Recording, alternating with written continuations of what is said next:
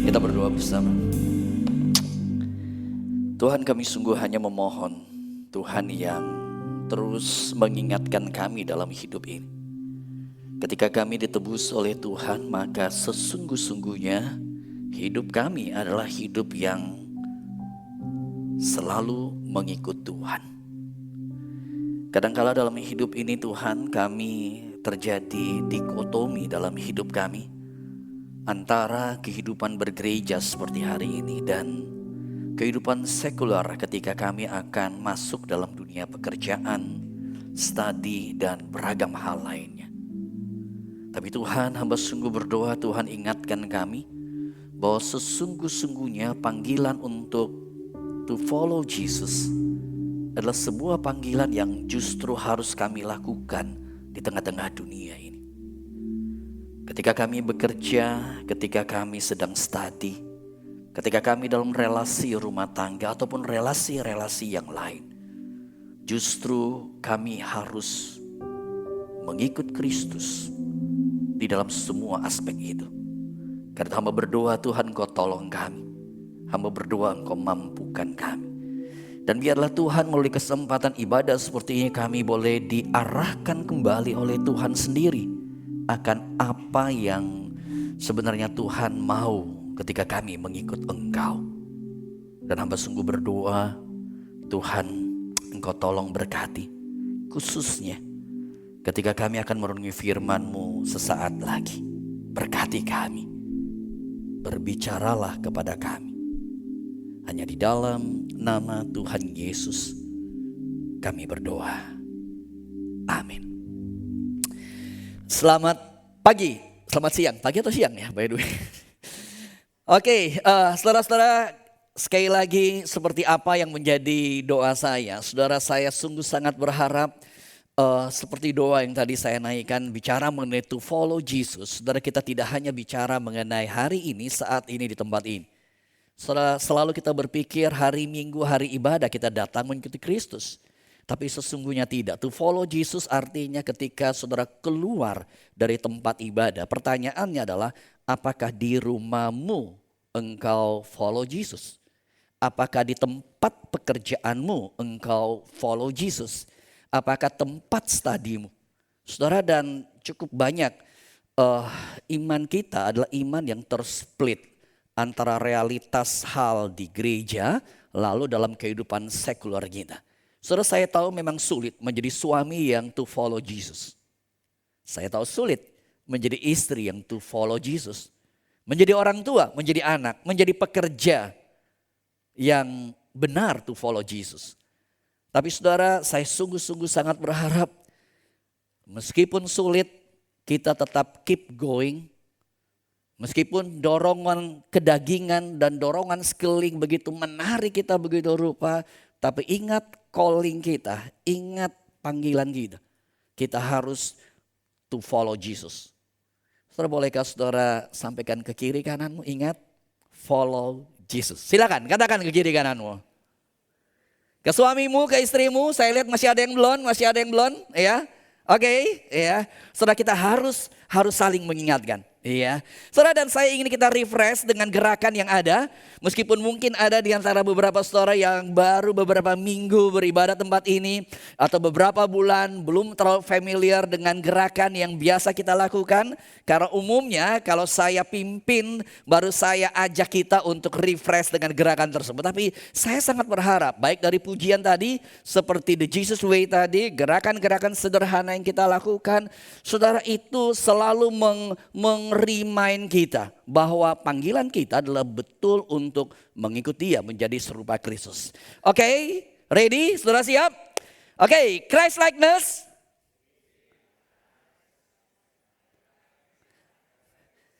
Oke, sekali lagi lebih kompak. Oke, sekali lagi. Christ likeness.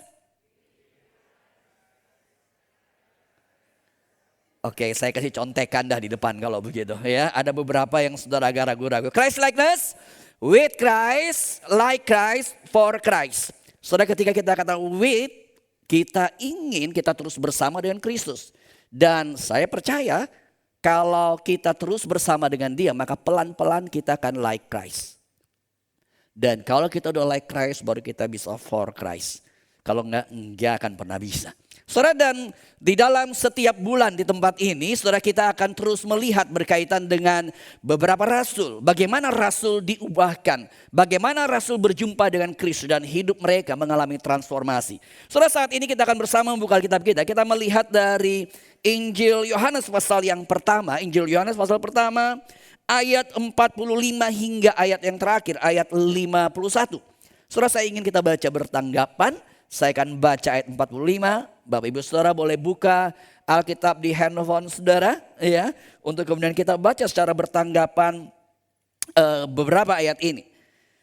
Yohanes pasal yang pertama ayat yang ke-45 saya akan bacakan, demikian bunyi firman Tuhan. Ayat 46 Saudara bacakan. Ayat 45. Filipus bertemu dengan Nathanael. By the way, hari ini kita akan bicara mengenai Nathanael. Jadi ayat 45 bicara mengenai Filipus bertemu dengan Nathanael dan berkata kepadanya, kami telah menemukan dia yang disebut oleh Musa dalam kitab Taurat dan oleh para nabi, yaitu Yesus anak Yusuf dari Nazaret.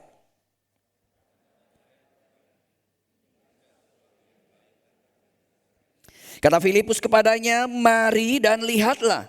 Yesus melihat Nathanael datang kepadanya lalu berkata kepada dia, lihat, inilah Israel sejati, tidak ada kepalsuan di dalamnya.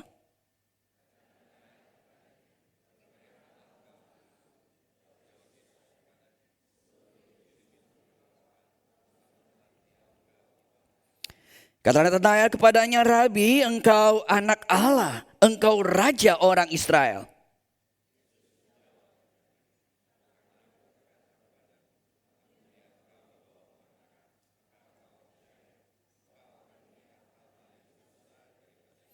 Lalu kata Yesus kepadanya, aku berkata kepadamu, sesungguhnya engkau akan melihat langit terbuka dan malaikat-malaikat Allah turun naik kepada anak manusia. Saudara, bagi saudara yang di tahun 1990-an, saudara entah sudah usia remaja atau usia pemuda, saya percaya saudara tahu gambar yang satu ini. Ada yang dalam usia tersebut ingat gambar apa ini? Ini by the way bukan promo daripada LGBTQ, ya. Nggak ada urusan. Saudara ingat ini gambar apa? Gambar apa? Betul sekali, gambar televisi ya. Zaman dulu ketika kita dalam televisi kita onin, maka kerap kali gambar ini kemudian muncul. Saudara, ini TVRI tentu saja. Ya, zaman dulu kagak ada TV yang lain ya. Kita TVRI lah seperti itu. Ini gambar TV udah mau mulai. Nah, berbicara mengenai TV pada tahun tersebut, di tahun 90-an, saudara, ada satu iklan yang sangat terkenal sekali. Saya percaya kalau saudara yang tahun 90-an pasti ingat iklan ini. Saya akan kasih statement awalnya, saya menantikan saudara yang ingat iklan ini melanjutkan, melengkapi keseluruhan iklan tersebut. Iklannya berbunyi demikian. Kesan pertama begitu menggoda, lalu? Luar biasa, the power of iklan. Betul sekali. Saudara, iklan ini dulu sangat terkenal sekali. Kesan pertama begitu menggoda, selanjutnya terserah Anda. Saudara, dan saya waktu itu masih muda juga tentu saja ya, dan iklan itu begitu melekat sekali. Nah, saudara, berbicara mengenai iklan ini, menurut saya iklan ini adalah iklan yang sebenarnya smart ya.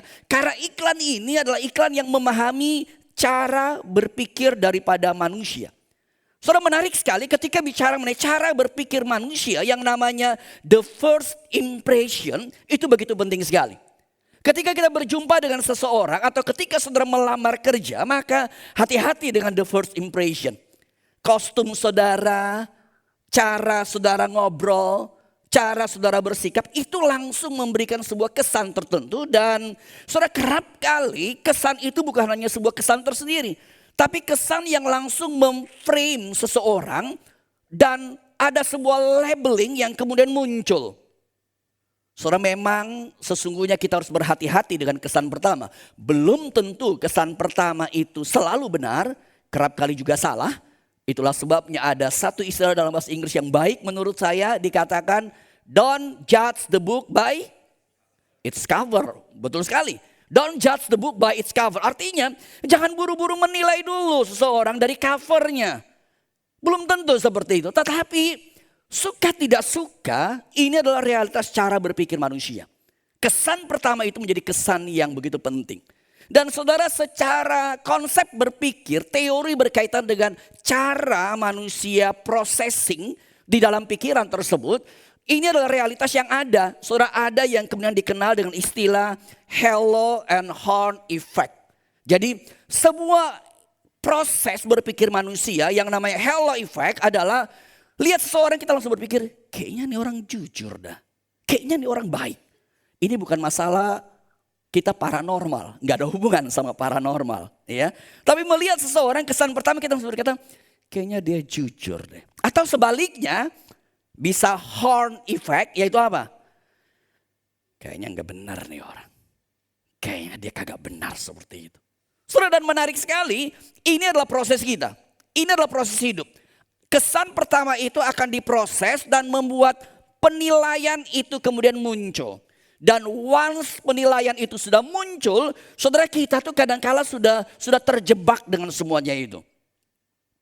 Saudara, inilah kenyataan seperti itu. Saudara, dan kalau kita kembali kepada Injil Yohanes pasal pertama, perjumpaan Yesus dengan Nathanael, saudara, maka kita bisa katakan realitas first impression ini muncul. Tapi tentu saja kita percaya ini bukan sekedar sebuah first impression yang bisa keliru. Kita tahu Yesus dengan kemahatauan dia, tentu dia mengenal seseorang dengan baik.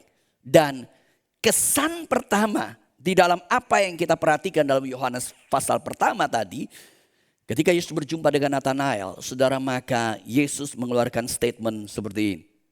Lihat, inilah seorang Israel sejati. Tidak ada kepalsuan di dalam dirinya. Saudara, menurut saya ini sebuah kalimat yang, saudara, jujur kalau kita bicara mengenai para rasul, kadangkala kita berpikir ada rasul yang luar biasa, hebat dan sebagainya. Oke, betul ada seperti itu. Tapi kalau saya boleh memilih rasul, saya ingin memilih rasul seperti Nathanael. Memang kelihatannya Petrus lebih spektakuler, ya. Tetapi bagi saya Nathanael, ketika Yesus berjumpa dengan dia, dan after ini ya, kita tidak terlalu mendapatkan data yang banyak mengenai Nathanael. Ini adalah dialog secara personal yang terjadi antara Yesus dengan Nathanael. Dan bagi saya, menjadi seorang Nathanael itu menjadi sebuah sukacita tersendiri. Saudara, kenapa? Karena Yesus yang memberikan penilaian dan Yesus memberikan penilaian seperti ini. Yesus berkata, lihat, inilah seorang Israel sejati. Tidak ada kepalsuan di dalamnya. Saudara, ketika Yesus berkata tidak ada kepalsuan, saudara, maka kata ini berasal dari kata dolos yang artinya tidak ada tipu daya, tidak ada kemunafikan. Saudara, hidup kita dalam dunia ini kerap kali kita bermain sandiwara, bukan? Kadang-kala dalam dunia ini kita dikagetkan dengan tiba-tiba, loh, si A ada affair misalnya, si B ada masalah rupanya, si C ada begini. Bahkan dia yang di gereja aktif. Atau bahkan jangan-jangan saudara berjumpa dengan seorang hamba Tuhan yang punya problem sebegitu besarnya. Sehingga kita kemudian bertanya, apa yang terjadi? Saudara, dan kalau saudara perhatikan dalam Alkitab, Alkitab mencatat ketika Yesus hidup, ketika Yesus berjumpa dengan pemimpin agama, Yesus kerap kali memporak-porandakan kehidupan agama pada waktu itu. Kenapa? Karena kehidupan agama pada waktu itu kerap kali penuh dengan kepalsuan. Kehidupan agama pada waktu itu, dan menurut saya bukan hanya pada waktu itu, termasuk pada zaman ini, hanya penuh dengan kepalsuan dan penuh dengan kemunafikan. Saudara, itulah sebabnya ketika kita bicara mengenai visi Christ likeness, kita merindukan, kita masih lemah, kita masih jatuh dalam dosa, betul, tapi kita mau sadar dan mau bangun lagi. Kita betul masih jatuh, tapi kita mau bangun lagi. Dan itulah kerinduan daripada gereja ini. Itulah kerinduan daripada ketika saya menjadi gembala tempat ini, saya senang saudara setiap minggu beribadah, tapi harus saya katakan that's not enough. Bukan itu yang Tuhan mau. Yang Tuhan mau hidup yang semakin lurus, hidup yang semakin benar, hidup di mana tidak ada kepalsuan seperti itu. Sekali lagi, kita punya kelemahan. Sekali lagi, kita punya kekurangan. Sekali lagi, kita punya kedagingan yang menarik kita begitu kuat. Tapi saya ingin berkata kepada setiap saudara, maukah engkau tetap melangkah untuk hidup lurus? Maukah engkau tetap melangkah untuk hidup benar? Maukah kita melangkah? Maukah kita berjalan? Saudara, dan ini yang kemudian Yesus kemudian dapati dalam kehidupan daripada Natanael. Ini adalah realitas seorang rasul yang tidak ada tipu daya tersebut. Tidak ada kemunafikan seperti itu. Saudara, dan berbicara mengenai statement ini dan kalimat daripada Yohanes 1 ayat 47. Saudara, kita mendapati sebenarnya Yesus itu sedang mengkontraskan. Kalau kita akan melihat di dalam apa yang terjadi dengan Natanael ini, sebenarnya ada sebuah kontras yang indah dengan perjanjian lama. Kalau saudara ingat di tokoh perjanjian lama, nama atau istilah Israel, ya, kata Israel itu sebenarnya muncul dari ada seorang nama, seorang tokoh dalam perjanjian lama yang namanya diubah jadi Israel. Saudara ingat tokoh itu siapa? Yakub, betul sekali. Berbicara mengenai Yakub, pertanyaan saya, kita ingat Yakub pribadi seperti apa? Penipu. Iya, betul sekali, penipu. Yakub itu lihai menipu. Dia menipu Esau supaya mendapat hak kesulungan tersebut. Dia menipu papanya. Bahkan ketika papanya mau memberikan berkat, dia berani menggunakan mantel berbulu seperti itu, ya, untuk datang dan dengan suara yang dia ubah supaya dapat berkat. Saudara, itulah diri Yakub. Sehingga ketika bicara mengenai Israel sejati, seakan-akan Tuhan itu mau mengkontraskan. Kalau arti kata Israel atau kata Israel muncul dari seorang penipu, maka saat ini kita lihat seorang Israel yang sejati. Tidak ada tipuan, tidak ada tipuan. Nah, saudara, saya ingin explore lebih lanjut. Berbicara mengenai Natanael yang tidak ada kepalsuan tersebut.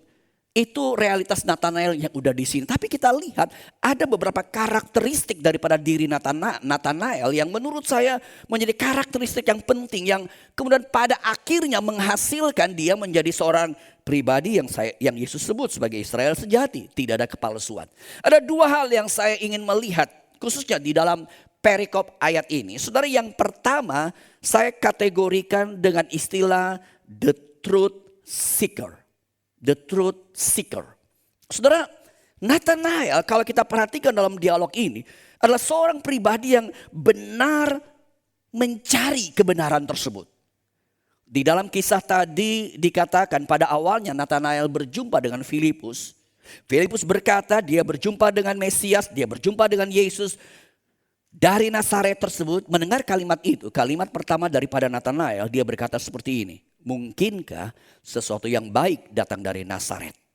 Dia meragu-ragukan, dia mempertanyakan. Saudara, dan menurut saya realitas the truth seeker adalah sebuah realitas orang yang mau cari kebenaran. Dia harus kritikal, dia harus mencoba belajar dengan teliti. Saudara, kadang-kala kita berjumpa dengan orang yang kritikal, kita nggak terlalu suka. Tapi jujur dalam pelayanan saya paling senang apalagi berjumpa dengan anak-anak muda yang kritikal, ya.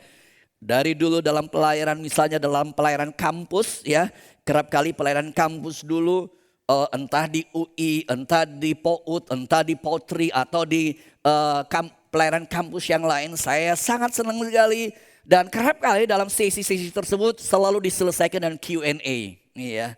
Dan senang sekali mereka bertanya secara kritikal. Meskipun jujur sebagai hamba Tuhan saya deg-degan juga begitu, ya.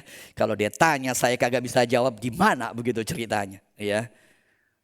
Tapi saya kemudian ingat kalau saya nggak bisa jawab, saya berkata oke, saya nggak bisa jawab, saya mesti belajar lagi. Tapi good, kita harus bersyukur ada pertanyaan yang kritikal. Saudara, ini menjadi bagian yang penting. Dan itu yang terjadi dengan diri Natanael. Natanael adalah seperti itu. Ketika dia berbicara mengenai mungkinkah sesuatu yang good datang daripada Nazaret, dia bukan tidak percaya kepada kalimat Filipus. Tapi dia itu mengkritisi kalimat yang Filipus katakan. Dan karena dia mempelajari, dia mendapati bahwa enggak ada dalam catatan perjanjian lama bicara mengenai Mesias dari Nazaret. Kalau dari Bethlehem itu betul. Tapi dari Nazaret enggak akan pernah ada. Saudara, sehingga di sini kita berjumpa dengan Natanael kritikal, tapi kritikal yang honest untuk mendapatkan truth, mendapatkan kebenaran. Berbeda dengan orang yang kadang-kala kita berjumpa, bukan? Ada orang yang too critical. Apa-apa meragu-ragukan, apa-apa mempertanyakan. Ya, bukan itu tipe daripada orang yang the truth seeker. The truth seeker dia critical, tapi critical yang honest. Honest maksudnya adalah dia mengerti dengan baik kebenaran dan dia mengkritisi adanya kekeliruan, adanya kesalahan. Bukan sekedar untuk menunjukkan dia hebat. Bukan sekedar untuk cari gara-gara dalam tanda petik. Ya, ada orang yang apa-apa ragu, apa-apa bertanya terus. Sehingga kadang-kadang kita berkata, tuh nanya lagi kan, tuh nanya lagi kan, tuh nanya lagi begitu. Terus menerus seperti itu. Enggak, Nathanael bukan seperti itu. Nathanael bukan seperti itu. Bahkan kalau kita mendapati sebenarnya yang terjadi dengan diri Nathanael, dia itu enggak mau mendapatkan sebuah kebenaran yang sifatnya second hand claim dari seseorang. Dia ingin menjadi sesuatu yang otentik, menjadi kebenaran yang betul dia dapat dan dia berdiri teguh di situ. Di dalam kebenaran. Saudara, dan menurut saya inilah hal yang indah dan harus kemudian kita miliki. Sebagai orang percaya, saya berharap saudara menjadi jemaat yang kritikal. Saudara harus menjadi jemaat yang memperhatikan dengan baik. Kadangkala hamba Tuhan mungkin salah. Saudara jangan hanya dengar hamba Tuhan tuh, dia kalau ngomong asik loh gua kagak tidur. Itu perlu hamba Tuhan ya. Berharap saudara tidak tidur sekarang. Ya, bagus, itu good.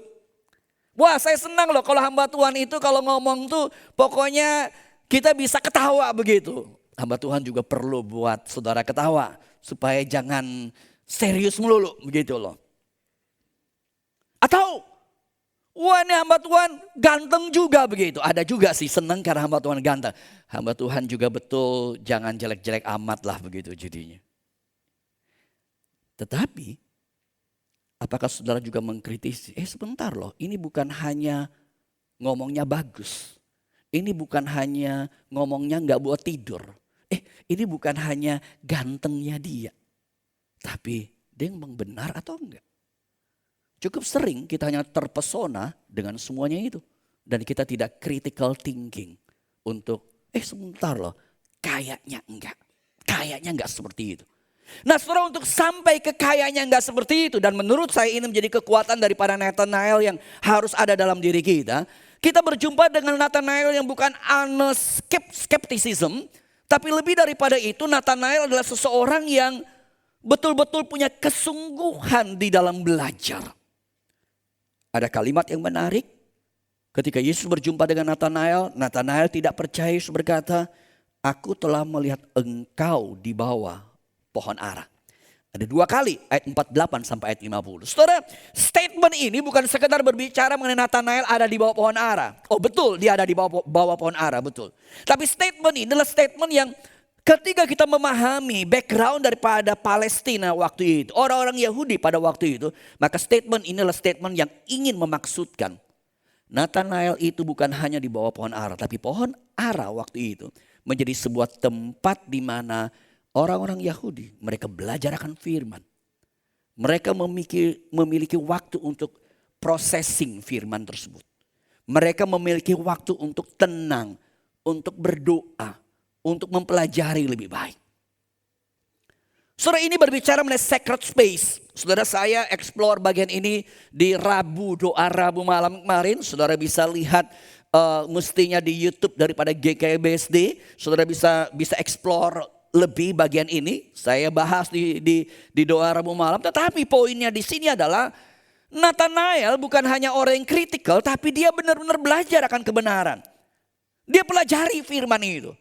Saudara, dan ini menjadi sebuah challenging bagi kita zaman sekarang. Apakah kita menjadi orang-orang yang belajar firman? Apakah saudara punya the best spot dalam hidup saudara? The best time dalam hidup saudara?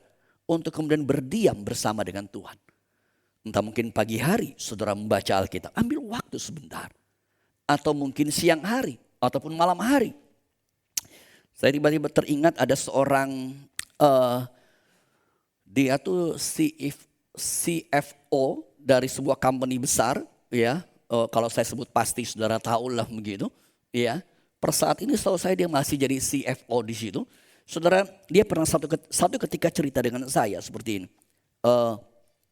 Jadi dia itu tinggal daerah Kelapa Gading, ya office-nya daerah Sudirman di situ. Ya, dan saudara tahu traffic dari Kelapa Gading ke Sudirman itu kan padat lah seperti itu. Nah kerap kali dia bercerita gini, dia itu pagi-pagi udah datang ke office dulu. Nah kalau dia datang ke office, bahkan office boy yang ngepel dan sebagainya tuh belum ada begitu. Setelah itu baru kemudian muncul.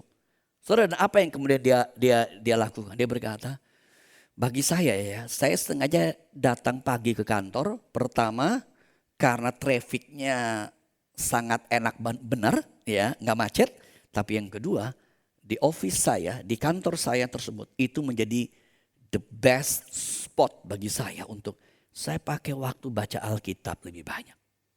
Saya pakai waktu untuk berdoa bagi setiap aktiviti saya sepanjang hari tersebut. Waktu dengan Tuhan itu menjadi waktu the best spot dia atau pohon aranya dia adalah di kantornya. Di kantornya. Saudara, berapa banyak kita menjadi orang Kristen yang punya pohon ara. Entah di rumah kita, entah di kantor kita, atau dimanapun. Saudara harus punya. Kalau kita nggak punya pohon ara seperti ini, gimana kita bisa menjadi orang yang hidup dalam kebenaran? Saudara, sehingga berbicara mengenai Nathanael di sini, kita berbicara mengenai dua hal sebagai the truth seeker yang harus ada dalam diri kita, yaitu dia punya skeptik, mempertanyakan, meragu-ragukan, tapi honest di situ untuk mencari kebenaran.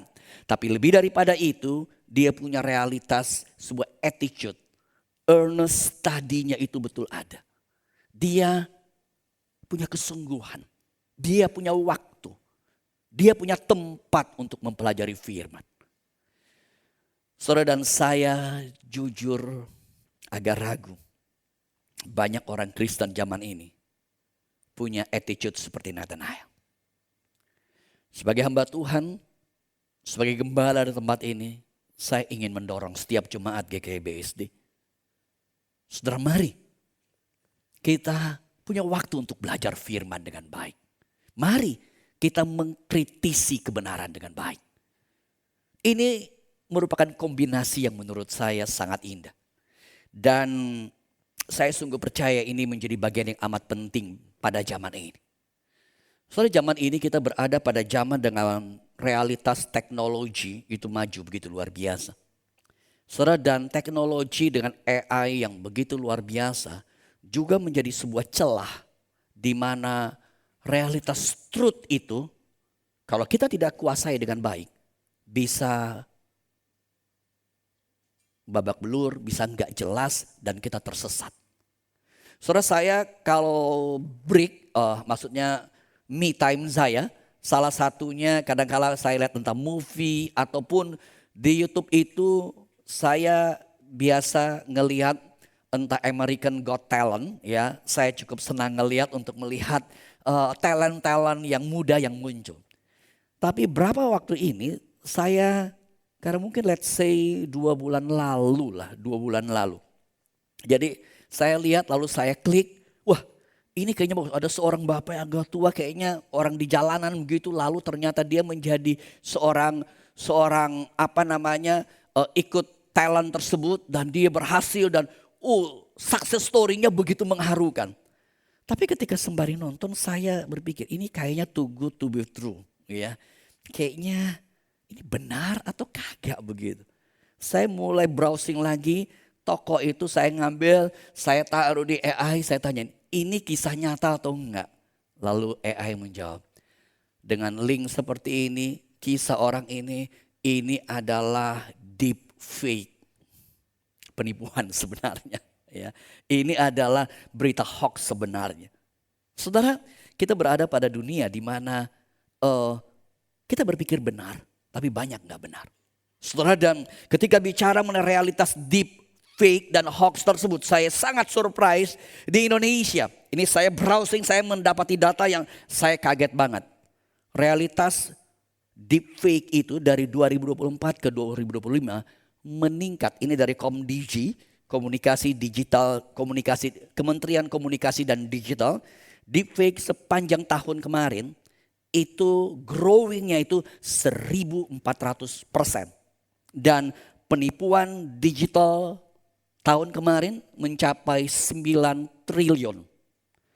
Saudara, ini berita yang mengagetkan. Dan saya rasa ya, setiap kita dalam handphone kita mungkin ada mau browsing, kita pakai VPN barangkali. Atau selain VPN mungkin kita punya aplikasi-aplikasi tertentu untuk menjaga supaya handphone kita ini tidak dihack oleh orang lain. Atau ada telepon yang asing kita nggak terima barangkali. Ada beragam hal yang kita lakukan untuk menjaga keamanan barang yang satu ini. Saudara dan saya cuma ingin tanya, seberapa engkau menjaga imanmu? Seberapa engkau menjaga iman? Kalau untuk urusan keamanan digital berkaitan hal material, engkau jaga luar biasa. Engkau put effort begitu luar biasa. Seberapa kita menjaga iman kita? Bahkan kadangkala kita datang ke gereja pun bisa on and off. Bahkan kita datang ke gereja pun bisa sesuka-suka kita. Bisa sembari tidur, bisa sembari apapun juga seperti itu. Sorry, saya tidak menyindir saudara. Tapi saya cuma mau bicara mengenai seberapa kemudian kita betul-betul memberikan effort yang lebih untuk keamanan iman kita. Kita berada pada zaman seperti ini. Saudara browsing di sana sini, saudara ke gereja di sana sini, ada begitu banyak info. Dan pertanyaannya, kita belajar dengan baik atau tidak? Kita critical atau enggak? Saudara, ini adalah realitas the truth seeker yang ada dalam diri Nathanael yang kita semua harus belajar. Hal yang kedua yang kita akan kemudian melihat adalah apa yang saya sebut dengan the truth keeper. Jadi dia adalah seorang yang pencari kebenaran, tapi dia adalah seorang yang ketika berjumpa dengan kebenaran dia tunduk pada kebenaran. Kembali pada dialog Yohanes pasal pertama tadi. Ketika tadi Nathanael berkata, mungkinkah sesuatu yang baik datang dari Nazaret? Kemudian dia berjumpa dengan Yesus. Yesus berkata, sebelum Filipus ketemu aku melihat engkau ada di bawah pohon ara. 2 kali Yesus berkata seperti itu. Saudara, dan berjumpa dengan statement tersebut. Ketika kemudian Yesus berkata, aku tahu tidak ada kepalsuan dalam dirimu. Berjumpa dengan statement tadi dan apa yang Yesus katakan. Kalimat daripada Nathanael berkata seperti ini. Rabi, engkaulah anak Allah. Engkau raja orang Israel. Saudara, kalau kita perhatikan dalam kisah ini, Nathanael mengeluarkan 2 statement. Statement yang pertama adalah mungkinkah sesuatu yang baik datang dari Nazaret. Statement yang kedua adalah statement ini. Rabi, engkau anak Allah, engkau raja orang Israel. Saudara, di dalam 2 statement ini kita melihat sebuah peralihan yang menarik. Sebuah peralihan daripada skeptisme terhadap realitas Nazaret yang ada di level bawah tersebut. Sekarang dia berada pada sebuah pengakuan yang luar biasa. Dan perhatikan kalimat pengakuan Yohanes 1 ayat 49. Nathanael berkata, kata Rabi, lalu kata the Son of God, lalu kata the King of Israel. Saudara, ketika beberapa statement ini, Rabi, the Son of God, the King of Israel. Saudara, ini adalah kata-kata yang punya bobot, ya, yang punya bobot yang begitu dalam sekali.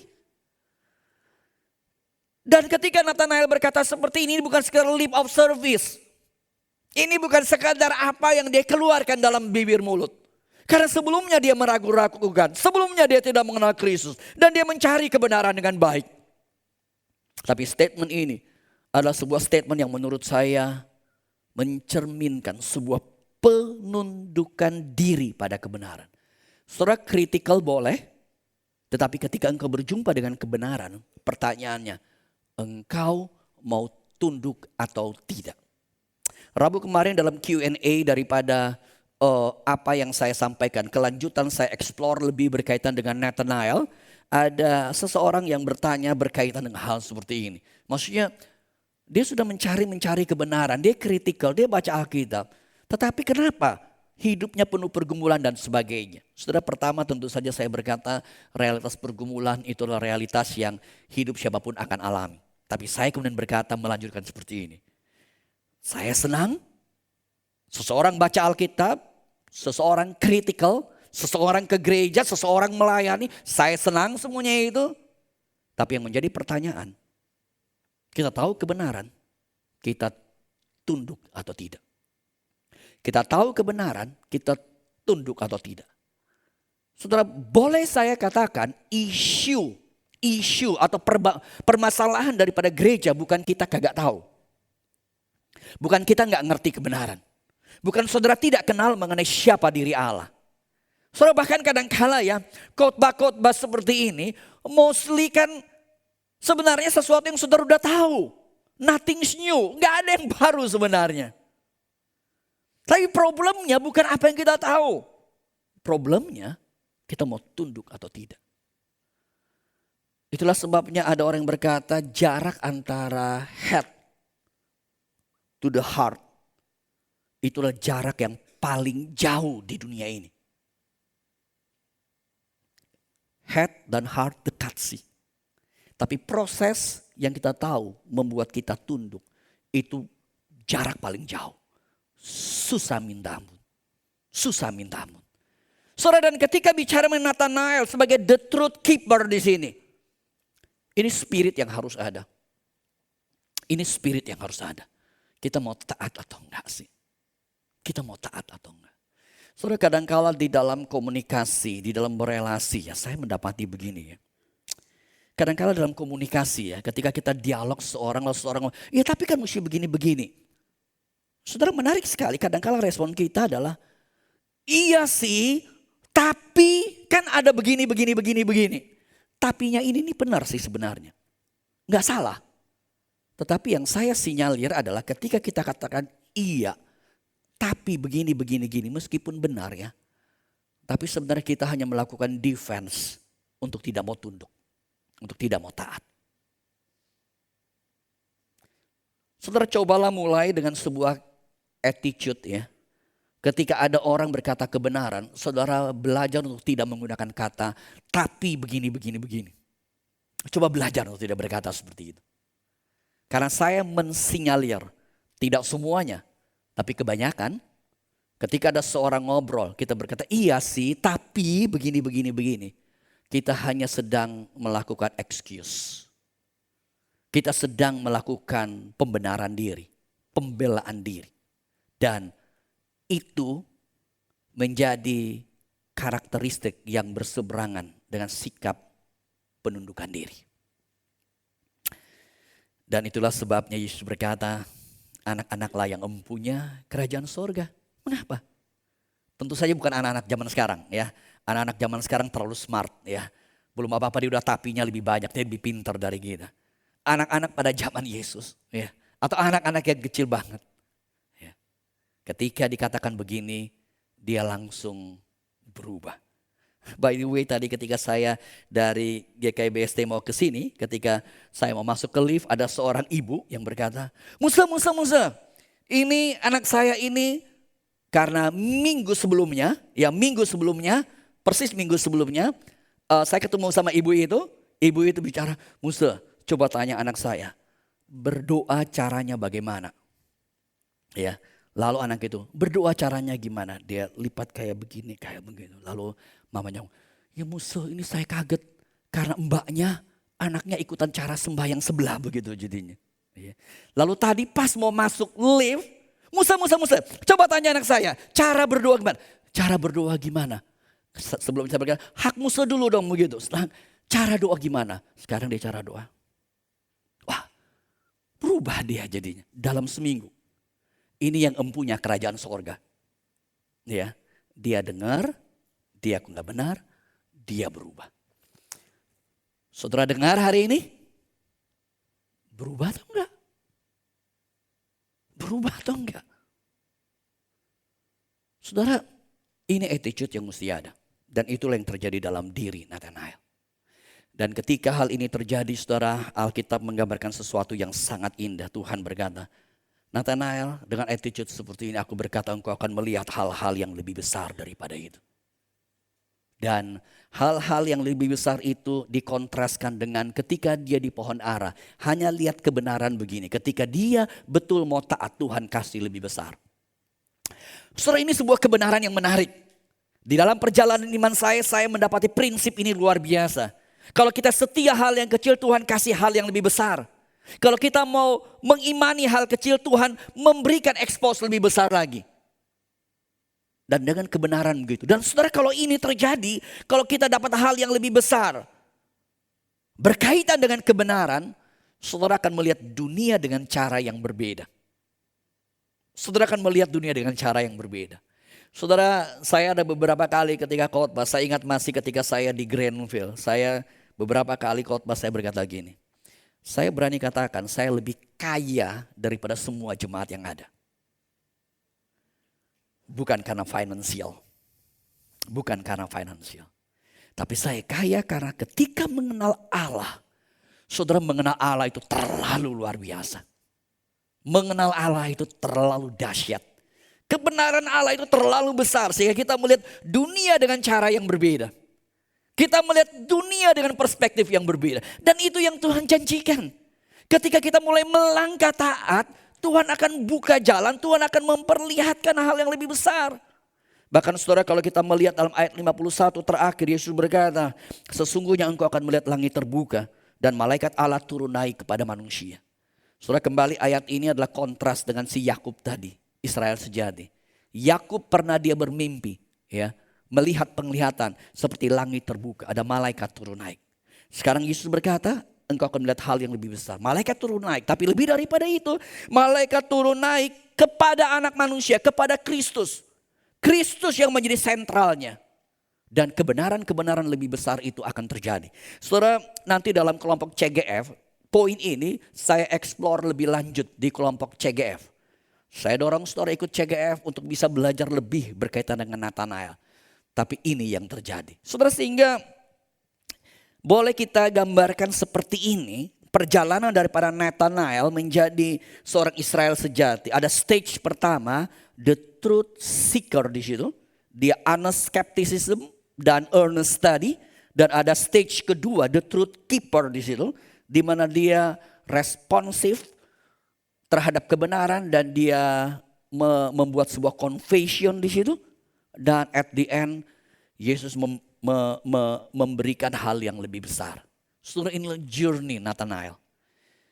Dan saya berharap journey ini pun menjadi journey yang kita jalani. Sehingga pertanyaannya, mengakhiri khotbah ini, saat ini engkau ada pada posisi mana? Apakah engkau punya pohon ara?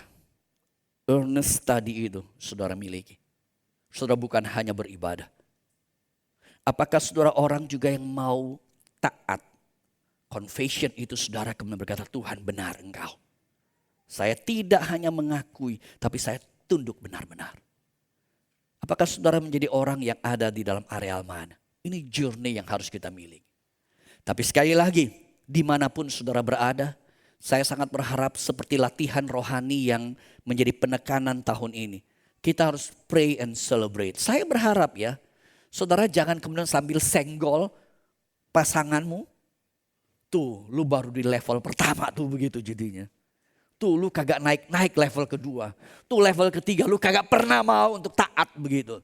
Saudara, kita tidak dipanggil untuk menjudge orang di sekeliling kita. Yang pertama, lihat dirimu. Yang kedua, kalau engkau merasa ada orang sekelilingmu, mungkin pasanganmu, mungkin orang tuamu, mungkin anakmu. Saudara tidak dipanggil untuk menjudge mereka, tapi yang harus saudara lakukan, pray. Berdoa bagi mereka. Menilai diri boleh, tapi jangan menghakimi orang lain. Doakan dirimu, doakan pasanganmu, dan tetap berkata kepada orang yang bersama engkau, saya tetap bersyukur Tuhan berikan hidupmu kepadaku. Dan mari kita celebrate bareng. Saya mau support kamu. Kita bersama-sama melangkah untuk menjadi serupa Kristus. Saudara, Tuhan memberkati hidupmu, Tuhan berkati hidup saya. Ini journey yang panjang, Tapi mari journey Nathanael ini menjadi journey yang saudara dan saya kita juga boleh alami. Kita berdoa.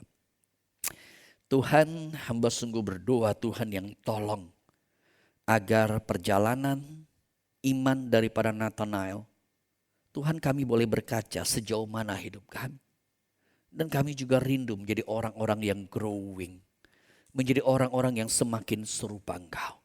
Karena itu hamba berdoa, seluruh jemaatmu saat ini, tolong pimpin hidup kami, tolong topang kami, agar kami terus melangkah dan kami betul bisa growing ya Tuhan.